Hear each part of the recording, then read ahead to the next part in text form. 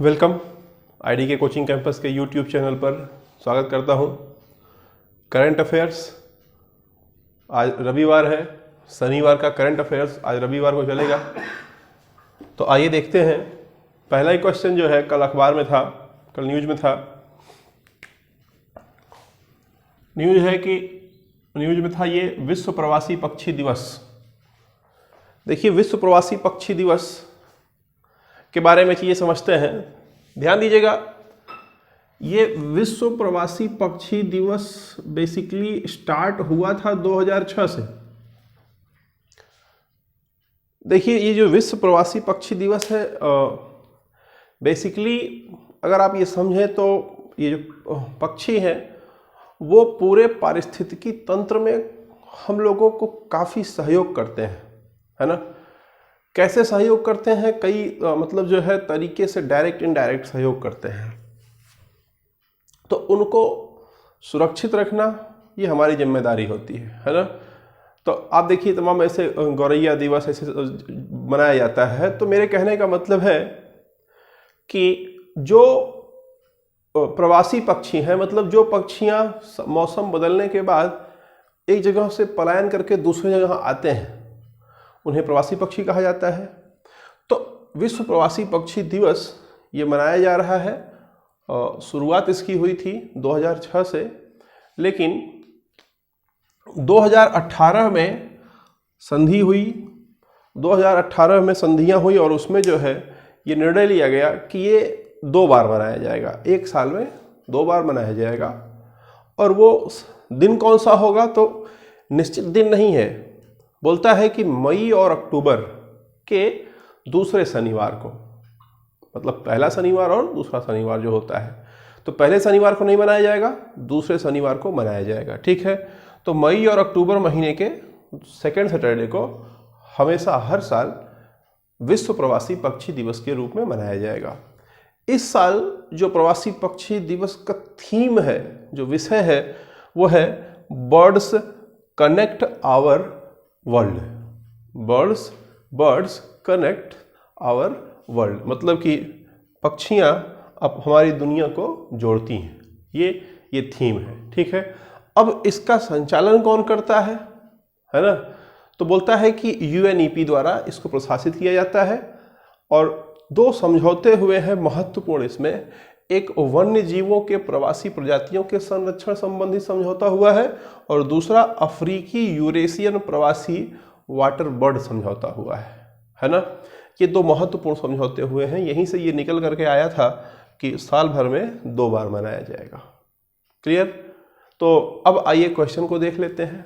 Question क्या बोलता है कि विश्व प्रवासी पक्षी दिवस अभियान किसके द्वारा आयोजित किया जाता है। तो देखिए, बेसिकली ये यहाँ से आयोजित हो रहा है। यहाँ पर कहीं पर वो ऑप्शन है नहीं, इसलिए ये none of the above is the correct answer. लेकिन आप इससे संबंधित जो जानकारी है इसको ध्यान रखिएगा, यहाँ से एग्जाम में आपके सवाल पूछ सकता है। ठीक है। ये बर्ड्स कनेक्ट आवर वर्ल्ड, इसको याद रखिएगा। अगले क्वेश्चन नंबर 2 की ओर चलते हैं। क्वेश्चन नंबर 2 की ओर चलते हैं। क्वेश्चन नंबर 2 देखिए, यहां पर बोलता है सुंदरवन में बाघों की आबादी के संदर्भ में निम्नलिखित कथनों पर विचार करें। न्यूज में क्यों है? न्यूज में इसलिए है कि कल पश्चिम बंगाल वन विभाग ने एक रिपोर्ट साझा किया है।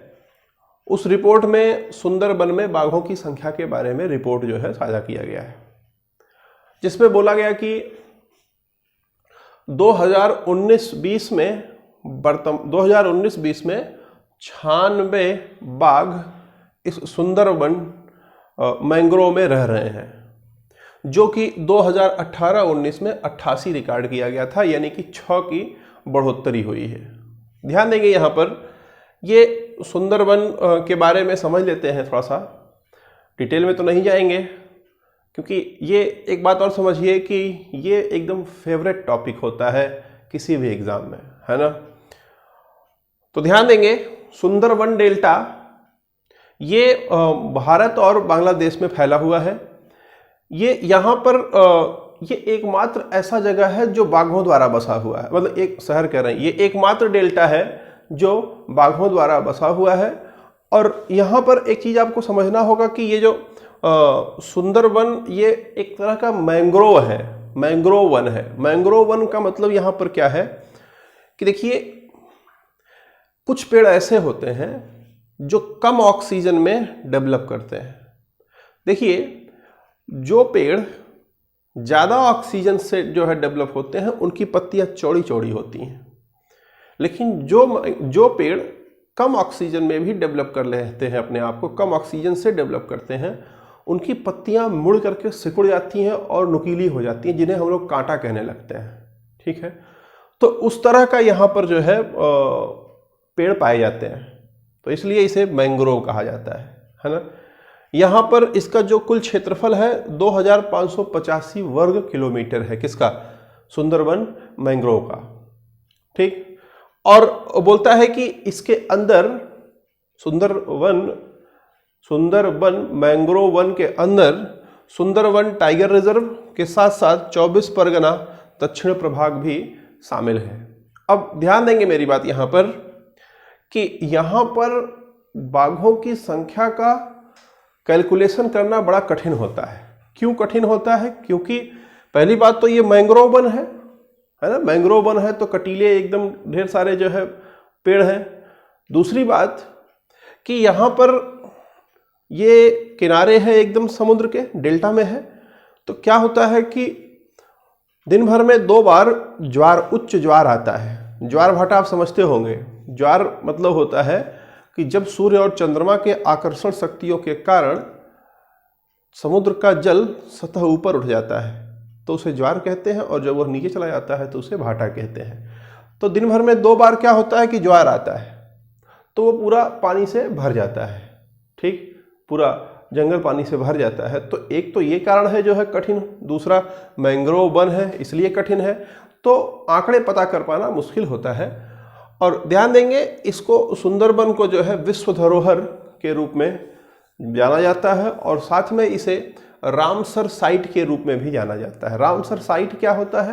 देखिए, 1971 में ईरान में एक संधि हुई थी जिसमें जितने भी मतलब पर्यावरण से संबंधित जगह होंगे, कुछ जगह उनको जो है सुरक्षित रखने का कुछ संधियां की गई थी, कुछ समझौते किए गए थे कि इस आधार पर हम लोग मतलब कि जितने प्राकृतिक चीजें होंगी उनको हम लोग सुरक्षित रखेंगे, है ना। तो बेसिकली वो जो वेटलैंड थे, है ना, वेटलैंड थे, उनको जो है उसके अंदर शामिल किया गया, है ना। तो रामसर संधि के तहत इसको, यानी सुंदरवन जो डेल्टा है, इसको रामसर संधि के तहत जो है इसको उसमें शामिल किया गया है। ठीक, तो एक तरह से ये सुंदरवन जो है वो विश्व धरोहर के साथ साथ रामसर साइट भी है। इसका कुल क्षेत्रफल जो है 2585 वर्ग किलोमीटर है। इसी के अंदर सुंदरवन टाइगर रिजर्व भी आता है। इस समय बाघों की संख्या 96 हो गई है, पिछले साल से 8 बढ़ोतरी देखी गई है। ठीक है, तो अब आइए जो है इस पे सवाल जो दिया गया है उसको देख लेते हैं। पहला बोलता है, भारत और बांग्लादेश में फैला हुआ सुंदरबन डेल्टा बाघों द्वारा बसा दुनिया का एकमात्र मैंग्रोव जंगल है। बिल्कुल सही है, ये दुनिया का पहला, मतलब पहला नहीं, एकमात्र, मतलब और कोई है ही नहीं, एकमात्र ऐसा जो है डेल्टा है जो बाघों द्वारा बसा हुआ है।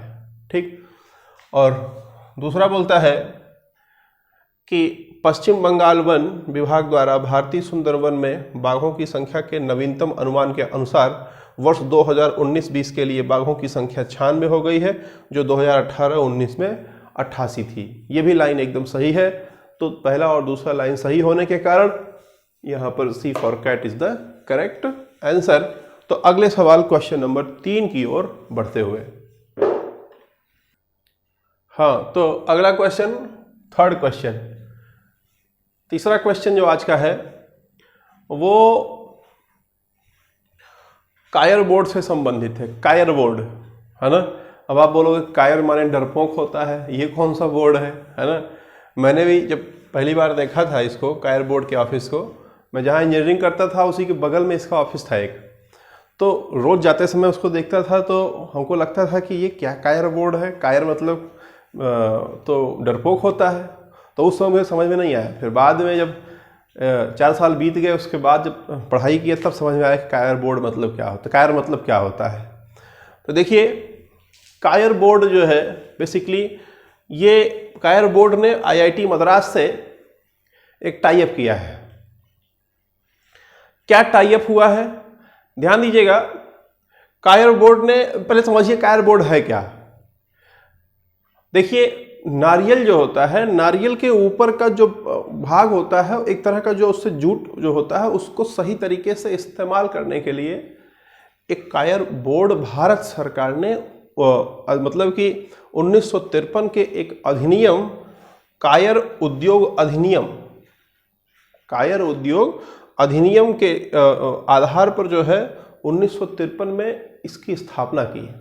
ठीक, ध्यान देंगे मेरी बात। इसका प्रमुख काम क्या था कि ये जो नारियल का जो जूट है या नारियल का जो बाहरी परत होता है उससे जो उससे जूट निकलता है उसका सही उपयोग करना। ठीक है, तो कायर जो है ये बेसिकली इसका जो COIR नाम, मतलब अंग्रेजी में करेंगे COIR, ये एक मलयालम शब्द है ना। मलयालम में उसे KAYAR कहते हैं, कायर। ठीक, ये पूरे साउथ में फैला हुआ है, पूरे साउथ में मतलब ये बोर्ड फैला हुआ है। मुख्य इसका जो ऑफिस है वो कोच्चि और आलपुझा में है, कोच्चि और आलपुझा में है इसका मुख्य ऑफिस। पूरे साउथ में फैला हुआ है, वहाँ जहाँ पर जो है नारियल के पौधे पाए जाते हैं, नारियल के पेड़ पाए जाते हैं ढेर सारे। ध्यान देंगे मेरी बात कि ये MSME के अंडर काम करता है। MSME यानी micro small medium industry. Micro small मतलब ये सबसे सूक्ष्म, फिर मीडियम, मतलब मीडियम है, फिर स्मॉल है, फिर मीडियम है, फिर उसके बाद जो इंटरप्राइज है, इसके अंतर्गत ये कार्य करता है। ठीक है, माइक्रो स्मॉल मीडियम इंडस्ट्री के अंतर्गत कार्य करता है, यानी कि जो छोटे छोटे उद्योग हैं उनको बढ़ावा देने का कार्य करता है। ठीक, अब इसने क्या किया है, इसने टाई अप किया है, अभी कल न्यूज में था कि IIT से जो है, IIT मद्रास से, है ना, अभी भी इसका नाम IIT मद्रास है। ठीक, मद्रास चेन्नई हो चुका है लेकिन अभी भी IIT मद्रास ही है ना। जितने IITs हैं सबसे मतलब अगर आप देखेंगे तो जो वहाँ का एनवायरनमेंट की बात करेंगे तो गजब का एनवायरनमेंट है। आइए आगे बढ़ते हैं। यहाँ पर IIT मद्रास के साथ कायर बोर्ड ने जो है एक टाई अप किया है। टाई अप क्यों किया है कि टेक्नोलॉजी इस क्षेत्र में बढ़ाई जाए, कि मतलब कायर का जो उपयोग हो रहा है, यानी कि कायर मतलब ये जो नारियल के बाहर का जो भाग है उसका जो उपयोग हो रहा है उसका सही तरीके से उपयोग हो। तो उसके लिए जो है ये टेक्नोलॉजी का विकास हो, उसके उत्पाद का विकास हो, उसका प्रसंस्करण सही तरीके से हो, इसका डेवलपमेंट करने के लिए IIT से मतलब जो है कोलैबोरेशन किया है कायर बोर्ड ने, और 5 करोड़ रुपया 2 साल में देगा। कौन? कायर बोर्ड किसको देगा? IIT मद्रास को देगा। अब देखिए यहां पर जो सवाल पूछा गया है आपसे वो ये कि कायर बोर्ड अनुप्रयोगों के लिए उत्कृष्टता केंद्र के संदर्भ में निम्नलिखित कथनों पर विचार करें। यानी कि कायर बोर्ड ने अपने आप को उत्कृष्ट बनाने के लिए जो IIT मद्रास से जो मतलब एग्रीमेंट साइन किया है, जो उसके बारे में बोल रहा है कि क्या है। तो देखिए पहले बोलता है कायर अनुप्रयोगों के लिए उत्कृष्टता केंद्र स्थापित करने के लिए, उत्कृष्टता केंद्र मतलब सेंटर ऑफ एक्सीलेंस, है ना, जिससे कि चीजें और बेहतर तरीके से कार्य कर सकें। करने के लिए कायर बोर्ड ने IIT मद्रास के साथ एक समझौता ज्ञापन पर हस्ताक्षर किए हैं। इसीलिए तो न्यूज में था कल। ठीक है, कितना देगा? 5 करोड़ रुपया देगा। कितने दिन में? 2 साल में। किसको? IIT को। हाँ, फिर उसके बाद बोलता है कायर बोर्ड भारत सरकार द्वारा स्थापित एक कार्यकारी निकाय है। बिल्कुल सही है, ये कार्यकारी निकाय है। यूं कहें कि ये एक संवैधानिक निकाय है। ठीक है, कार्यकारी भी है, संवैधानिक भी है। ठीक है, तो ये आप अगर आप समझ पाए हैं तो पूरा। और किसके अंडर में काम करता है कायर बोर्ड? MSME के अंडर में काम करता है। ठीक है, न्यूज़ ऑन AIR से ये न्यूज़ मैंने लिया था, इसके पहले वाला न्यूज़ द हिंदू से था। ठीक है, तो इसको आपने समझ लिया, इसका कौन सा आंसर होगा वो भी समझ लिया। तो आइए बढ़ते हैं क्वेश्चन नंबर 4 की ओर। आइए क्वेश्चन नंबर 4 पर चलते हैं। क्वेश्चन नंबर 4 जो है वो Indian institute of nuclear medicine and allied sciences के बारे में दिया हुआ है। ठीक है, ध्यान देंगे, ये जो इंडियन इंस्टीट्यूट के बारे में बात कर रहा है, ये बेसिकली जो है इसका काम क्या है इसको समझते हैं, और न्यूज़ में क्यों है इसको समझते हैं। ठीक है, ध्यान देंगे, ये जो institute of nuclear medicine and allied service है, institute of nuclear medicine and allied service, nuclear medicine, समझिए न्यूक्लियर मेडिसिन, ध्यान दीजिएगा मेरी बात, पहले समझिए कि इसका काम क्या है। देखिए, इसको डीआरडीओ इसका मूल निकाय है, यानी कि डीआरडीओ का ये एक भाग है। ठीक है, अब ये एक संगठन है, ये 1961 में स्थापित किया गया था, दिल्ली में इसका हेड ऑफिस है। ध्यान देंगे मेरी बात, ये विकिरण से चिकित्सा, मतलब रेडिएशन जो होता है उसके माध्यम से चिकित्सा के क्षेत्र में काम करता है ना। और 1960 के दशक से ही, मतलब जब से स्थापित हुआ है उसी समय से ये 2 वर्षीय डिप्लोमा का डिग्री देता, मतलब डिप्लोमा का डिग्री देता है। ठीक है, और ये पूरे दुनिया में पहला परमाणु चिकित्सा का केंद्र था। ये मतलब पहला, अगर परमाणु चिकित्सा केंद्र की बात करेंगे तो यही INMAS यानी institute of nuclear medicine and allied sciences. ठीक, अब न्यूज़ में क्यों है ये, ध्यान दीजिएगा, इस समय कोविड-19 की महामारी है, उसमें एक PPE एक चीज होता है, मतलब इस्तेमाल होता है। ये जो PPE है, पर्सनल प्रोटेक्शन इक्विपमेंट, ये जो पर्सनल प्रोटेक्शन इक्विपमेंट है ये डॉक्टर्स पहन करके लोगों का इलाज करते हैं, जिससे कि उनको कोई इन्फेक्शन ना हो।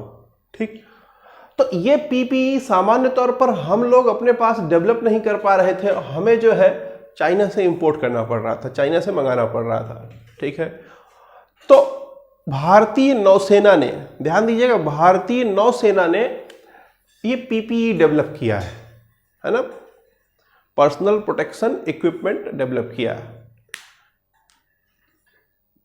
तो ये उस लायक है या नहीं है, इसकी जांच करने के लिए INMAS को दिया गया है। यानी INMAS जो PPE तैयार किया गया है उसका परीक्षण कर रहा है, इसलिए ये न्यूज़ में है। अब ये न्यूज़ में आया है तो सवाल इससे बनेगा, है ना, हर एग्जाम में बनेगा सवाल। छोटे एग्जामों में जाएंगे तो पूछेगा किस सन में स्थापित हुआ था, कहाँ इसका मुख्यालय है। बड़े इम्तहानों में जाएंगे तो और डिटेल में पूछेगा ये सब। ठीक, तो आप ये समझिए, यहां पर क्वेश्चन के हिसाब से देखते हैं। क्वेश्चन में क्या बोलता है कि निम्नलिखित कथनों पर विचार करिए कि INMAS CIR की एक प्रयोगशाला है। नहीं, CIR की प्रयोगशाला थोड़ी ना है ये। INMAS एक संगठन है, वो भी किसका, वो भी DRDO का संगठन है। क्लियर। और दूसरा क्या बोलता है, इसकी स्थापना 1961 में हुई, यह बिल्कुल सही है, लेकिन ये जो लाइन नीचे लिख दिया कि यह मुंबई में है, ये गलत है। ये कहां पर है, ये दिल्ली में स्थापित है।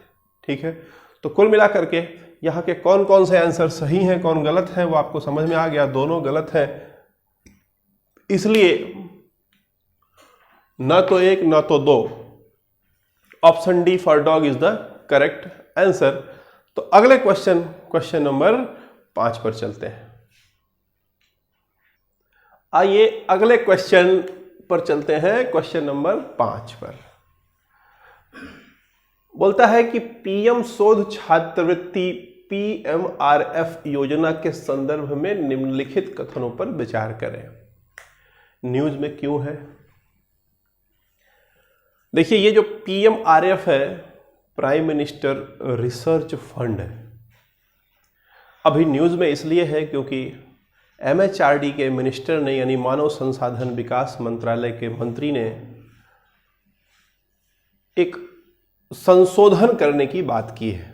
उन्होंने कहा कि हम लोग एक अलग से इसके अंदर PMRF के अंडर में अलग से एक रिसर्च एंड इनोवेशन डिवीजन बनाएंगे। रिसर्च एंड इनोवेशन, रिसर्च मतलब समझ रहे हैं, है ना, इनोवेशन मतलब नवाचार की चीज, है ना।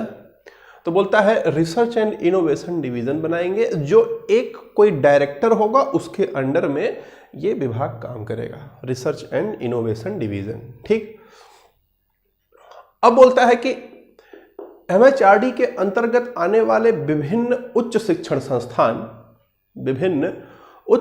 संस्थान के विद्यार्थी ये फंड पा सकते हैं।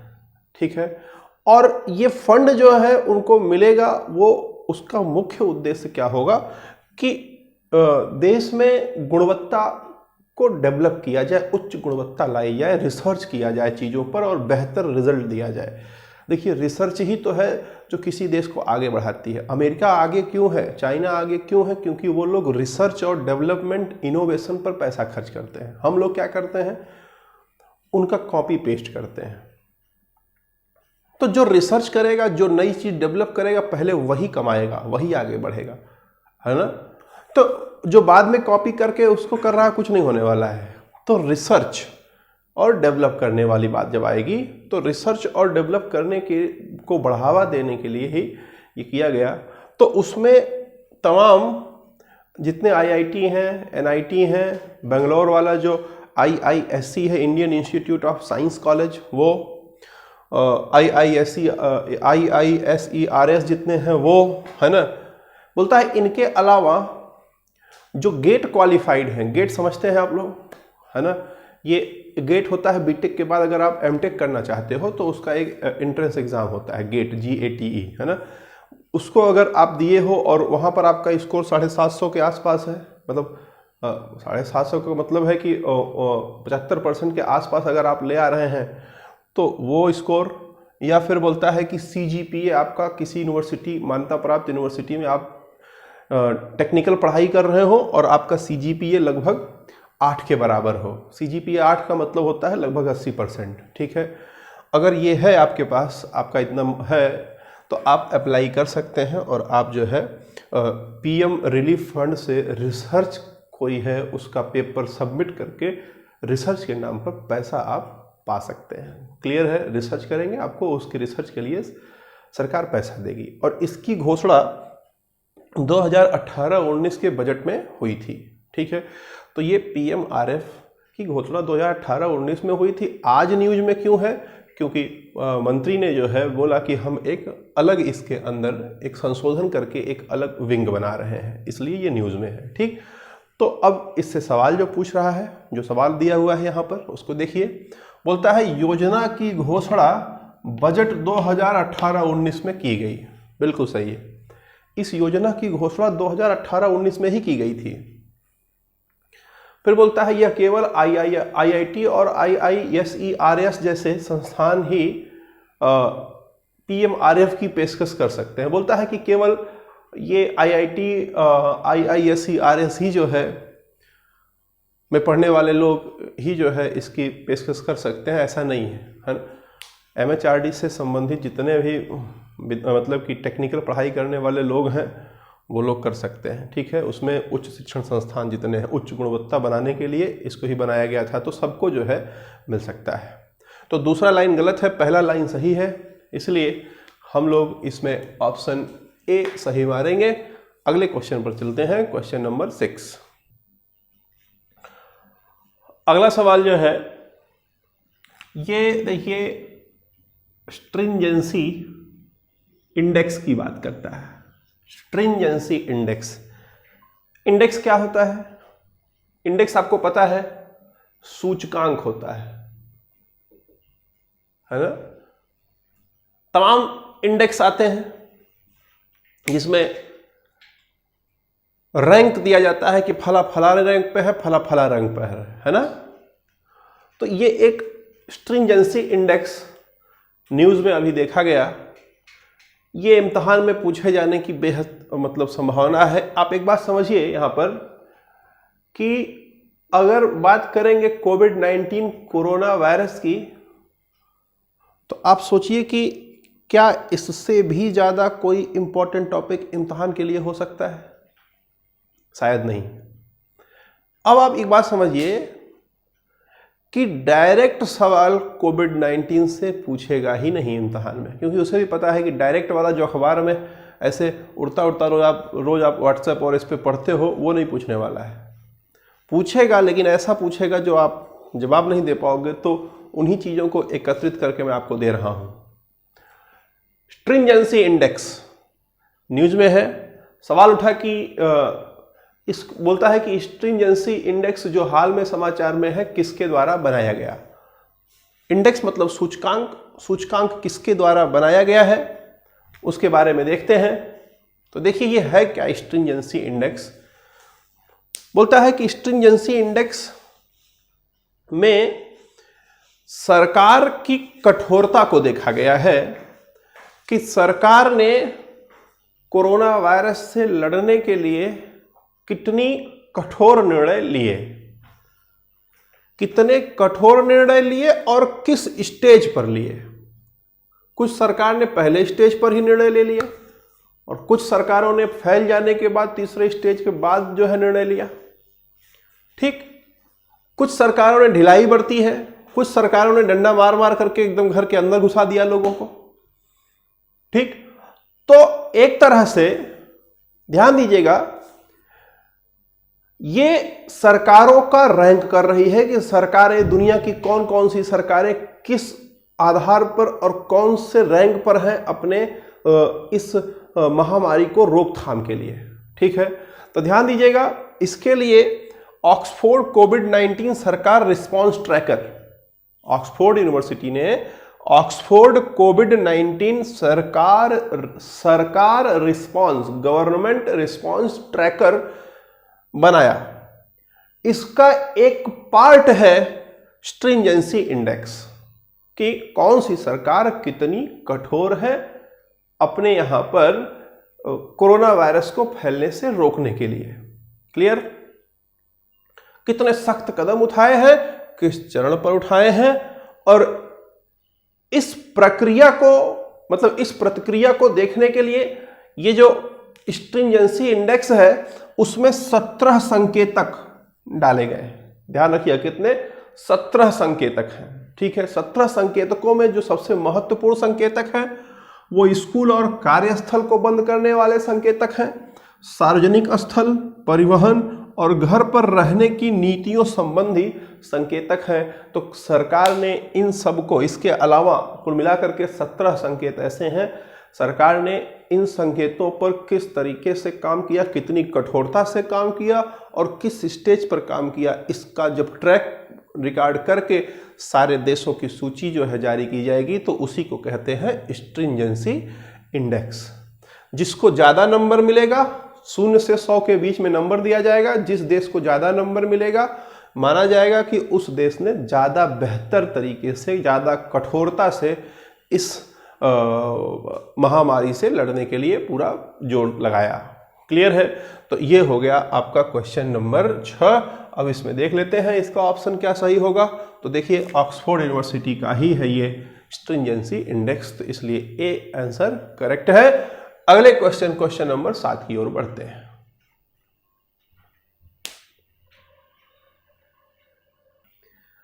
अगले क्वेश्चन की ओर बढ़ते हैं। क्वेश्चन नंबर 7 ये आप लोगों के फेवरेट टॉपिक से है, फेसबुक से है ना, फेसबुक और इंस्टाग्राम से है। फेसबुक ने एक बोर्ड बनाया है, फेसबुक ने एक बोर्ड बनाया है, उसी से संबंधित सवाल है। बोलता है फेसबुक के नए ओवरसाइट बोर्ड के संदर्भ में निम्नलिखित कथनों पर विचार करें। अब ये फेसबुक का जो ओवरसाइट बोर्ड है ये न्यूज़ में अभी जो है क्यों है, क्योंकि इसके बोर्ड में भारत का एक इंसान शामिल हुआ है ना। आइए समझते हैं ये बोर्ड है क्या। देखिए फेसबुक है, फेसबुक पर मतलब जो है लोग पोस्ट करते हैं, इंस्टाग्राम पर लोग पोस्ट करते हैं, ठीक, अपनी विचारधारा को लिखते हैं। तो वो ध्यान दीजिए फ्रीडम ऑफ स्पीच हो गया एक तरह का, यानी कि आप एक तरह से या यूं कहें कि अभिव्यक्ति की स्वतंत्रता हो गई।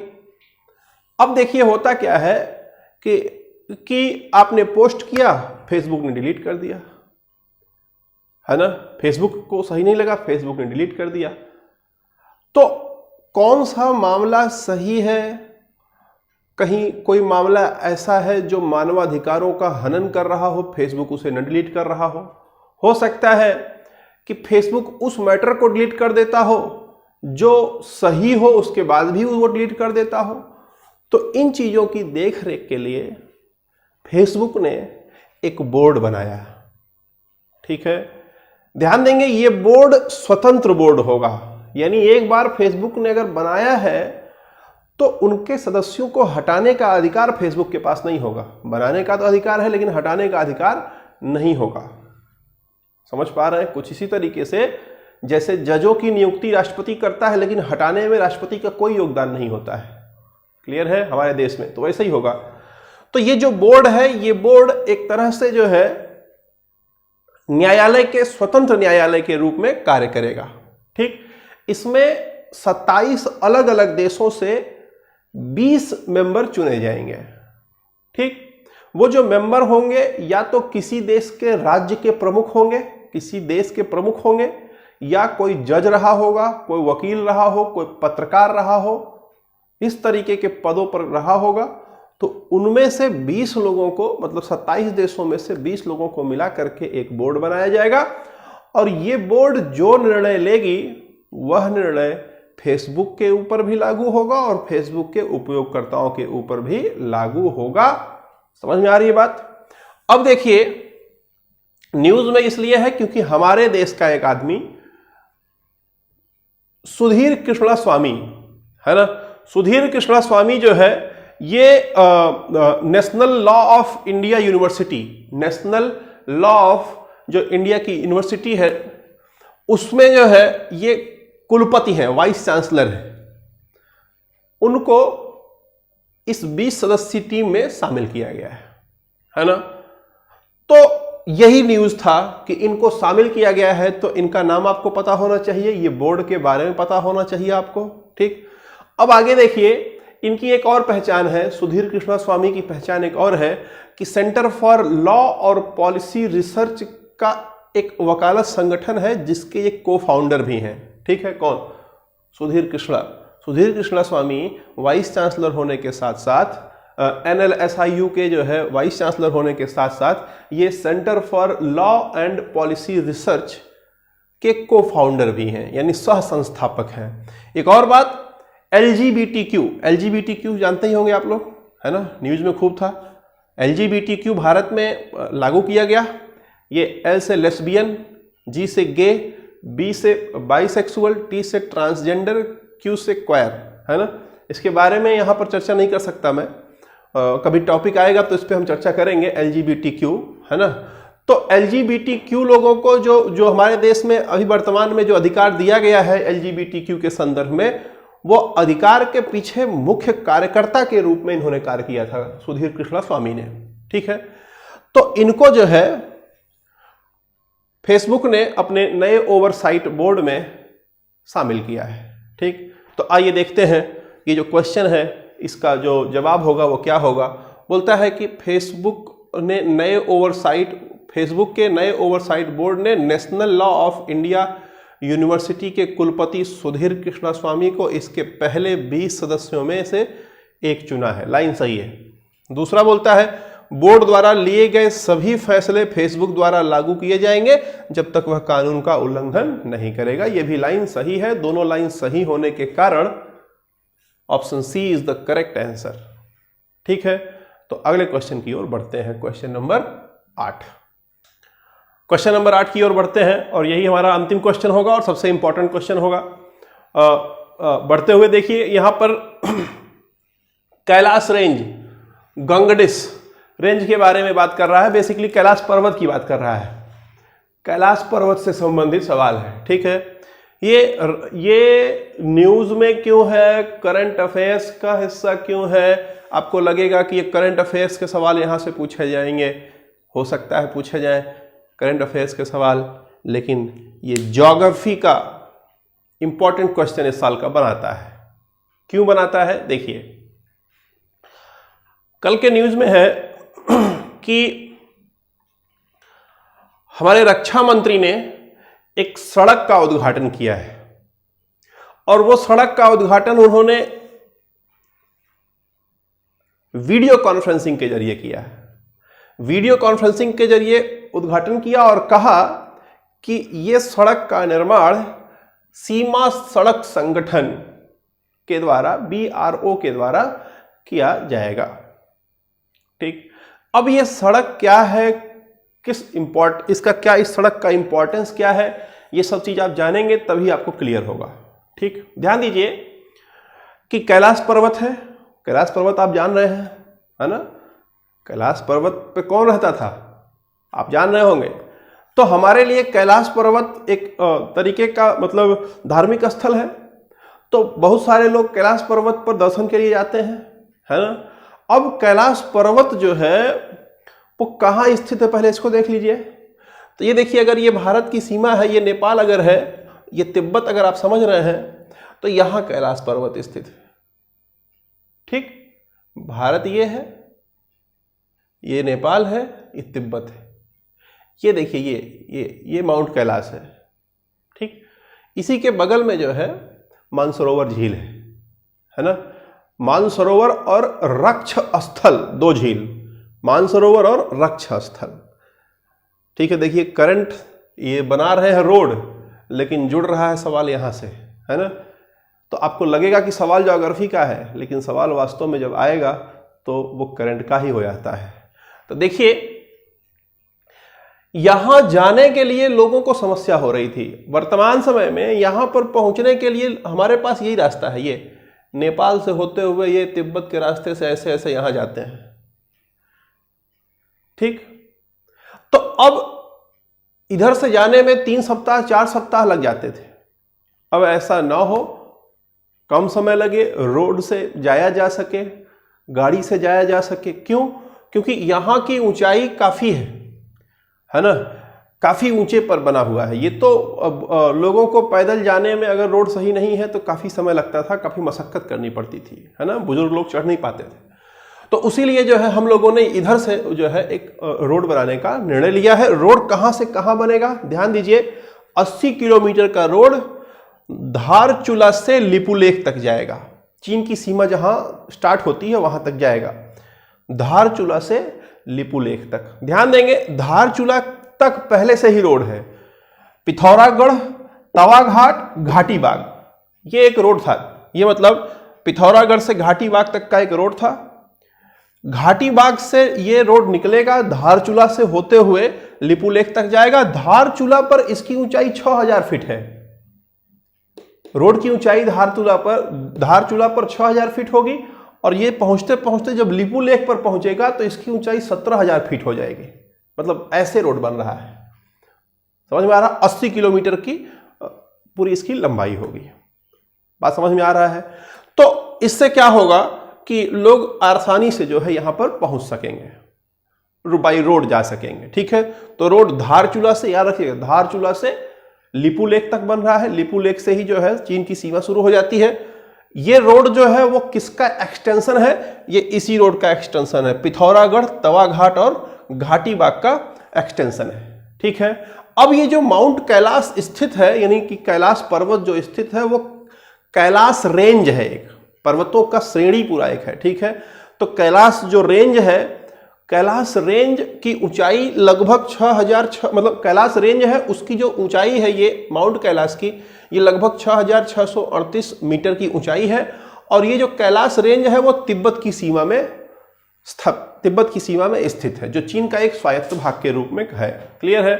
तो अब देखिए आपके एग्जाम में जो यहां पर जो सवाल पूछा हुआ है वो पूछा हुआ है कि ये किसका क्षेत्र है। तो चीन के तिब्बत का स्वायत्त क्षेत्र है ना। ये क्वेश्चन का आंसर तो यही होगा, लेकिन ध्यान दीजिए इससे बहुत सारे क्वेश्चन पूछे जा सकते हैं, है ना। न्यूज में क्यों था? क्योंकि हमारे रक्षा मंत्री ने उद्घाटन किया था। उम्मीद करते हैं कि आपको समझ में आया है, अच्छा लगा हो, चीज़ें बेहतर लगी हो। तो आज संडे है, इसको आप लोग जो है शेयर करें, सब्सक्राइब करें। संडे होने के नाते आज दिन भर और वीडियो आपको नहीं मिलेंगे, बस ये करंट अफेयर्स का वीडियो मिलेगा। उसके बाद कल मंडे से फिर सारे के सारे वीडियो आपको मिलेंगे। Thank you.